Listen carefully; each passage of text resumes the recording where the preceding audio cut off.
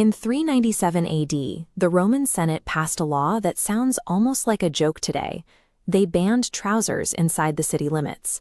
If you were caught wearing the pair of pants in Rome, the punishment was severe. The government would seize all of your property. To a traditional Roman, trousers functioned as a red flag, screaming you were an uncivilized savage.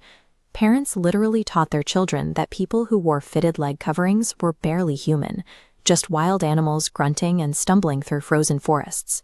It is deeply weird that the exact same civilization that engineered massive aqueducts and invented concrete was completely terrified of practical leg coverings. In ancient Rome, what you wore did a lot of heavy lifting. Clothing acted as a strict political boundary, separating the civilized from the barbarian.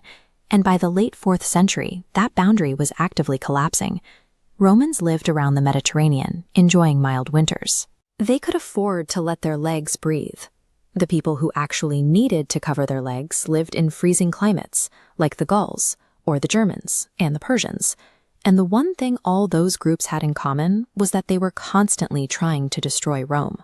When Julius Caesar conquered Gaul, his official military dispatches to the Senate included detailed mockery of the ridiculous leg coverings worn by the defeated warriors. That geographic divide created a permanent mental association. Cold climates meant pants, and pants meant Rome's enemies. Walking around the capital in a pair of trousers carried the exact same social weight as wearing a hostile foreign nation's flag draped over your shoulders today. There is a massive misconception that everyone in ancient Rome walked around wrapped in a toga all day. In reality, the average working-class Roman almost never put one on. They wore the tunic, a simple, knee-length t-shirt made of 2 rectangles of cloth sewn together. You could make one in an afternoon and dress in 30 seconds. The toga was a visual passport restricted to Roman citizens. Augustus mandated it for public assemblies, but it was an engineering nightmare. 18 feet of wool weighing 20 pounds. Specially trained slaves arranged every fold. Once wrapped, every slow, deliberate step prevented it from unraveling. That extreme physical limitation was precisely the point. The toga forced you to glide through the city like you had nowhere urgent to be. It was pure performance art, designed to broadcast that you were incredibly important and infinitely superior to the practical, working-class barbarians. Politicians back in the capital could preach about the superiority of draped wool all they wanted. That ideology meant absolutely nothing to a Roman legionary serving a 20-year tour on the Germanic frontier, where winter temperatures frequently dropped well below zero.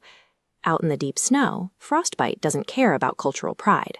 Frozen legs meant disabled soldiers, lost battles, and dead commanders. To keep their toes attached to their feet, soldiers got creative. They started wrapping their lower legs in strips of leather. Eventually, cavalry units gave up the pretense entirely and fully adopted the fitted trousers worn by the exact Germanic tribes they were fighting. When those hardened veterans finally survived their deployments and returned to Rome, they brought their sensible winter clothing with them. Soon, foreign merchants, visiting Roman travelers, and working-class locals noticed that pants kept you warm and actually allowed you to walk normally. The practical fashion spread rapidly. In the East, the calculation was different. Emperor Diocletian's court was surrounded by Persian diplomats and Silk Road traders who had worn trousers for centuries. To these neighbors, the toga was an impractical costume. Soon, Diocletian appeared in full ceremonial pants to match the region's standard business attire. So when the Senate passed that 397 AD law threatening to confiscate property over pants, they weren't operating from strength. They were panicking. It was a desperate attempt by stubborn traditionalists to legislate away a reality the population had already accepted. Practicality beats ideology every single time. The debate over legwear became violently irrelevant in 410 AD. That's the year the Visigoths successfully smashed through Rome's gates, looting temples and burning palaces. And the victorious warriors streaming into the city were, of course, wearing pants. The Germanic military relied heavily on cavalry, dictating a massive shift in battlefield tactics.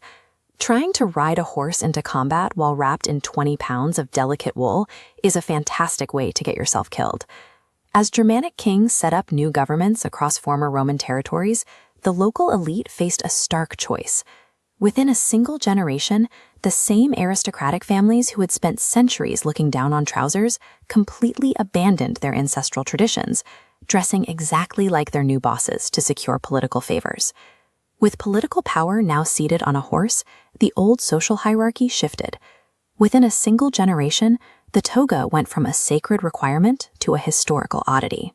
By 450 AD, a fashion tradition that had defined Roman identity for 8 centuries had effectively vanished from the streets. The toga didn't completely die out. It simply retreated into highly controlled, purely ceremonial spaces where people still needed to project ancient authority without having to do any actual running. The Catholic Church recognized the visual power of that draped silhouette immediately. For over 1,500 years, they have preserved the exact look of Roman nobility. The flowing vestments you see a priest wearing on Sunday morning are the direct descendants of ancient Roman formal wear.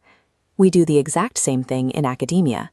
Every year, millions of students put on wrapped flowing robes to receive their diplomas. We still use late Roman draped garments to visually separate the formally educated from everyone else. The Germanic tribes might have lost plenty of battles against Rome, but they permanently won the fashion war.